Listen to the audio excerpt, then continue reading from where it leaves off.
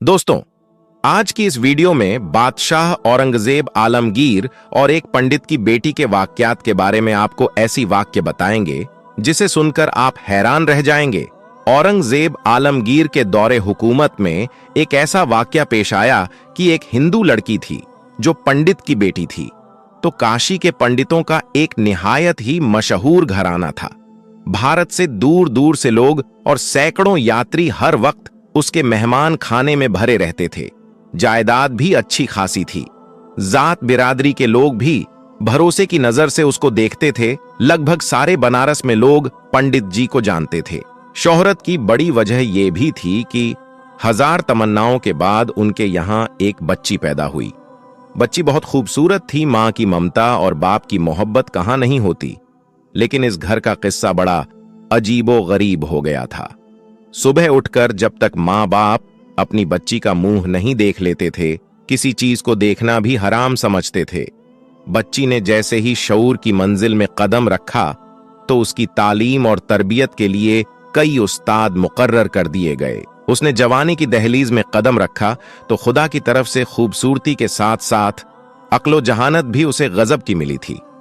हुस्न और शोहरत के साथ साथ अब उसके इल्म कमाल की चांदनी दूर दूर तक फैल गई थी। सुबह के वक्त जब वो गंगा स्नान के लिए निकलती थी तो राह गुजर में सैकड़ों परवाने अपनी आंखें बिछाए खड़े रहते थे। हया और परसाई की वजह वो एक मुजस्समा घर से निकलते वक्त पलकों की चिलमन जो गिराती थी तो वो सीधा घर आकर ही ऊपर उठाती थी। रास्ते में कभी नजर उठाकर उसने किसी को नहीं देखा। साल में एक बार हनुमान मंदिर में पूजा के लिए जाती थी। मथुरा, अयोध्या और हिंदू धर्म के तमाम बड़े बड़े शहरों से उसके लिए पैगामे निकाह यानी शादी के रिश्ते आ चुके थे। लेकिन मां नहीं चाहती थी कि उसकी लाडली बेटी एक लम्हे के लिए भी उससे दूर हो, और कोई ऐसा दूल्हा तलाश कर रही थी जो सारी खूबियों से आरास्ता होने के साथ साथ घर जमाई बनने के लिए तैयार हो। इसलिए जितने भी रिश्ते आते थे उनको वो टाल दिया जाता था। माँ बाप प्यार से अपनी बेटी को शकुंतला कहते थे। बड़े होने के बाद यही नाम सबकी जुबान पर जारी हो गया। अब शकुंतला का नाम घर ही के लोगों की जुबान पर नहीं था, बल्कि दूर दूर तक शकुंतला के नाम की शोहरत पहुंच गई थी। ठीक उन्हीं दिनों में हजरत औरंगजेब आलमगीर रहमतुल्लाह अलैह की हुकूमत सारे हिंदुस्तान पर थी। उस वक्त हजरत औरंगजेब आलमगीर रहमतुल्लाह अलैह ने इब्राहिम खान नाम के एक शख्स को बनारस का कोतवाल बनाकर भेज दिया। अभी इब्राहिम खान को आए हुए चांद ही रोज हुए थे कि सारे बनारस में उसके खिलाफ दहशत फैल गई थी। कहते हैं कि वो एक निहायत ही जालिम कमीना और बदतरीन शख्स था और इतने रोबो दबदबे से रहता था कि कोई भी उसके खिलाफ नहीं बोल सकता था। उसकी खतरनाक निगाहों की मार से किसी ताजा कली का बच पाना बहुत मुश्किल था। उसके जासूस गली गली चिलमन के पीछे महकती हुई जुल्फों का सुराग लगाते फिरते थे। एक दिन जासूसों ने शकुंतला का पता लगा लिया और ये खबर उस अय्याश कोतवाल इब्राहिम खान को पहुंचाई और कहने लगे कि हुजूर, आप तो बेकार में परेशान हैं। अपने वक्त का सबसे चमकता हुआ हीरा इसी बनारस में मौजूद है। लोग कहते हैं कि पंडित लाला राम की बेटी शकुंतला, जिसका नाम है उस कमल के फूल की तरह है जो सारे झील में सिर्फ एक ही खिलता है, सुबह से शाम तक न जाने कितने घायल उसके गली का चक्कर काटते हैं और उसकी दीवार से अपनी आंखें सेक कर चले जाते हैं। वह चलती है तो कदमों की आहट से कयामत जाग उठती है। उसकी मस्त आंखों में जैसे मैखाना तैरता रहता है। कभी वो अपनी जुल्फे बिखेर देती है तो हर तरफ काली घटाव का मौसम उभरने लगता है। उसका एक तबस्सुम ना जाने कितने नासूरों का इलाज है। उसके बदन की रंगत इतनी निखरी हुई है कि जैसे किसी ने चांदी का खाजा ही मल दिया हो। ये सुनकर कोतवाल के मुंह में पानी आ गया। हिस्सों हवस का शैतान उसकी आंखों में नाचने लगा। उसकी नजर की दरिंदगी अब नंगी हो चुकी थी। एक बदमाश शराबी की तरह बहकते हुए अंदाज में उसने कहा, तुम उसके घर का सही पता मालूम करके आओ और ये खबर भी लेकर आओ कि वो अपने घर से बाहर कब निकलती है।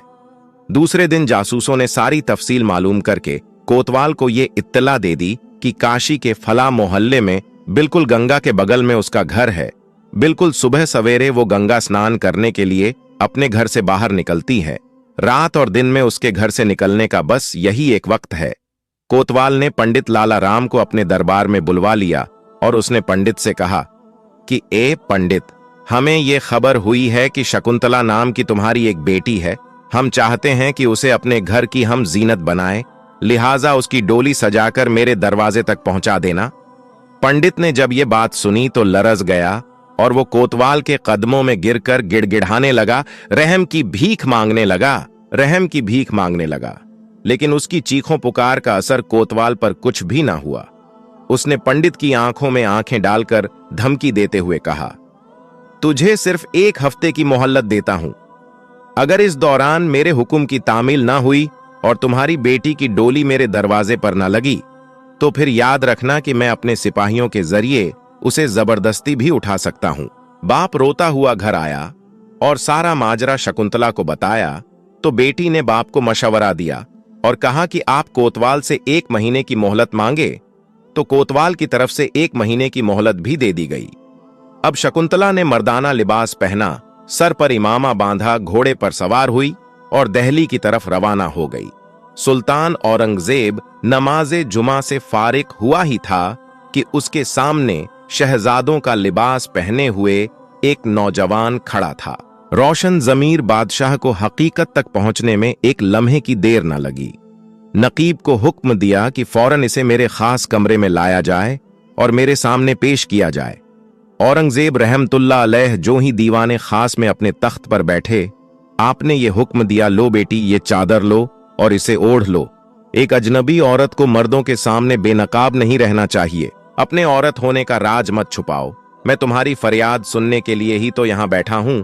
तो शकुंतला फूट फूट कर रोने लगी और उसने सारी कहानी बयान कर दी। कहानी सुनते वक्त बादशाह की हालत देखने के काबिल थी। एक रंग आता था, एक रंग जाता था, कभी पलकें भीग जाती थीं, कभी गुस्से के मारे चेहरा लाल हो जाता था जब वो अपना बयान खत्म कर चुकी। बादशाह औरंगजेब ने ये हुक्म सुनाया कि 1 महीने की मोहलत में सिर्फ कुछ दिन रह गए हैं। तुम फौरन अपने घर लौट जाओ और अपने माँ बाप से कह देना कि वो फौरन तुम्हारी डोली का इंतजाम करें। ये हुक्म सुनकर शकुंतला के सारे अरमानों का खून हो गया। उसके पांव के नीचे से जमीन खिसक गई। वो चादर के एक कोने में अपनी आंखों से आंसू पोंछते हुए उल्टे पांव वापस आई। रास्ते भर नाकामी की चोट उसे सताती रही। बार बार वो यही सोचती रहती थी कि बादशाह ने उसके साथ इंसाफ नहीं किया। फिर कभी ख्याल आता कि बादशाह के मुंह से बेटी कहकर पुकारना ये कोई मामूली चीज नहीं है। वो जरूर उसका हक अदा करेंगे, वो जरूर आएंगे मेरी मदद करने के लिए, उस जालिम को सजा देने के लिए। जो तारीख मुकर्रर यानी जो तारीख तय की थी, उसी तारीख पर शकुंतला की डोली तैयार हो गई। सारे शहर में कोतवाल के जुल्म की भयानक दहशत तारी थी। बूढ़ा कोतवाल खुशी से फूला नहीं समा रहा था। शहर के सबसे खूबसूरत लड़की और मलका-ए हुस्न आज उसके घर की जीनत बनने जा रही थी और वो अपनी हवस की प्यास बुझाने जा रहा था। किसी ने खबर दी कि शकुंतला की डोली बहुत करीब आ चुकी है। बस चंद ही कदमों के फासले पर अब उसकी डोली दिख रही है। बूढ़ा कोतवाल पैसे लुटाने में मसरूफ हो गया। बनारस के भिखारियों में एक लूट मच गई। कोतवाल का गुरूर और जाग उठा। पैसे लुटाता लुटाता डोली के करीब पहुंच गया। अब जब उसकी नजर उठती है तो सामने शहंशाह हिंद औरंगजेब आलमगीर खड़े थे। कोतवाल ने जैसे ही देखा तो खौफ से कांपने लगता है। दहशत के मारे सारे जिस्म का खून सूख जाता है, मूर्ति की तरह बेहरकत होकर रह जाता है। गुस्से से कांपते हुए शहंशाह ने कहा, क्यों जालिम, मैंने इसी करतूत के लिए तुझे बनारस भेजा था। दिन दहाड़े हया का खून करते हुए तुझे जरा भी शर्म नहीं आई। एक हौलनाक कहर और जुल्म का तमाशा रचाते हुए तुझे इसका ख्याल भी नहीं आया कि हक के मुकाबले में औरंगजेब की तलवार अपने और पराये का कोई फर्क नहीं रखती। क्या तुझे यह भी मालूम नहीं था कि यह सारा हिंदुस्तान इस्लाम की पनाह में है? यहाँ के लोगों की इज्जत और आबरू और जानो माल की हिफाजत एक मुसलमान का फर्ज होता है। गुस्से के मारे बादशाह औरंगजेब आलमगीर का चेहरा लाल होकर रह गया था। आंखों से अंगारे फूट रहे थे और एक कोतवाल था जिसका खून खुश्क होता जा रहा था। तभी दिल्ली से चला हुआ फौजी दस्ता भी आ पहुंचा। कोतवाल की तरफ इशारा करते हुए बादशाह ने हुक्म दिया कि इस पापी को इसके बुरे कर्मों की सजा दो ताकि दूसरों के लिए इसका अंजाम एक इबरत बन जाए। चुनांचे ऐसा ही हुआ। उसके दोनों पांव अलग अलग हाथी को बांध दिए गए, यानी उसके दोनों पांव अलग अलग करके दो खूंखार हाथियों की टांगों से बांध दिए गए और पूरी ताकत के साथ हाथियों को अलग अलग सिमत में दौड़ाया गया, यहां तक कि जमीन पर उस कमीने के रेजे रेजे बिखर गए। सारा बनारस औरंगजेब की रहमो इंसाफ से गूंज रहा था। शकुंतला की डोली अब अपने घर पहुंची। तभी बादशाह भी उसके घर पहुंच गए और पहुंचते ही फौरन हुक्म दिया कि मैं प्यास की शिद्दत से बेताब हूं, मुझे सबसे पहले पानी पिलाया जाए। मैं उस दिन से प्यासा हूं जिस दिन से शकुंतला ने मेरे सामने अपनी फरियाद पेश की थी। उसी दिन मैंने अपने खुदा से पक्का वादा कर लिया कि जब तक मैं एक मजलूम ब्राह्मण को उनका इंसाफ नहीं दिलाऊंगा, अपने हलक के नीचे पानी का एक कतरा भी नहीं उतारूंगा। शकुंतला ने दो शाले यानी चादर से अपना मुंह छुपाते हुए कहा, भारत के स्वामी, मुझे पूरा विश्वास था कि आपने जिसे अपनी बेटी बनाया है उसकी लाज बचाने के लिए आप जरूर आएंगे। अपनी महबूब रियाया के साथ ये अन्याय आपसे हरगिज देखा ना जाएगा। इसलिए मैंने अपनी जमीन में एक चबूतरा पहले से ही बनवा दिया था, ताकि हमारे शहंशाह जब यहां आएंगे तो नमाज पढ़ने के लिए कोई जगह उनको तलाश करनी ना पड़े।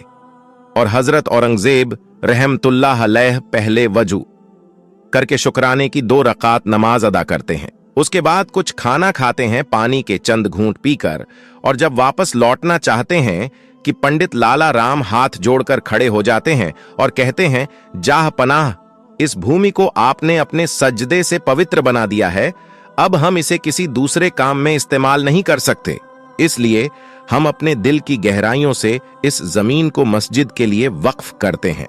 शहंशाह ने उसके उस ऐलान का शुक्रिया अदा करते हुए एक तांबे के पत्र पर एक तहरीर लिखकर दे दी कि इस मस्जिद के मुत्तवली यानी इस मस्जिद की इंचार्ज हमेशा उसी खानदान के लोग रहेंगे, और आज भी गंगा के किनारे ये मस्जिद खड़ी है। इसका नाम धरेरा की मस्जिद है। प्यारे दोस्तों, हर मजहब की कोई ना कोई खासियत होती है। इस्लाम की खासियत अदलो इंसाफ है, जो कि औरंगजेब रहमतुल्लाह अलैह के अंदर कूट कूट कर भरी थी।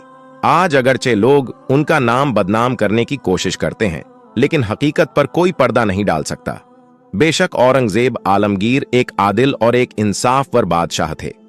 प्यारे दोस्तों, ये वाकया आपको कैसा लगा, आप हमें कमेंट करके जरूर बताइएगा। इसी तरह की और वीडियो इन्फॉर्मेशन, वाकयात और इस्लामिक वीडियोस देखने के लिए हमारे चैनल को जरूर सब्सक्राइब करें और साथ में लगे बेल आइकन को जरूर दबा दें।